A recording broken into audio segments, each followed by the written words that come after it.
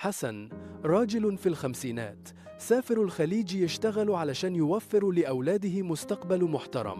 22 سنة غربة، حرمان وشغل ليل ونهار علشان يبني بيت في البلد ويشتري أرض ويأمن تعليم أولاده وعيشة محترمة لمراته.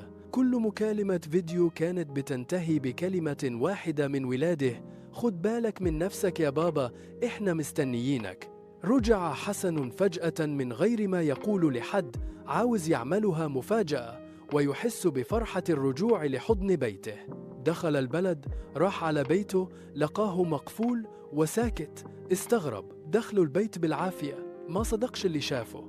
البيت متغير، صوره مش موجودة، مراته مشية مع راجل غريب وولاده مش موجودين. راح يسألوا الجيران اللي واحد منهم بصله بذهول وقال له: انت مين؟ حسن، انت مش كنت ميت؟ ده احنا حضرنا عزاك من سنة. الصدمة كانت أقوى من الكلام.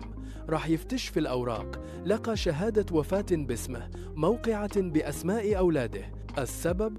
أولاده قدموا شهادة وفاة مزورة علشان يستولوا على البيت والمعاش والفلوس اللي في البنك، ووزعوا التركة كأنه مات وهو حي. حسن انهار، مش من الفقد لكن من الخيانة. رجع البلد بأحلام، لقاه مدفون فيها.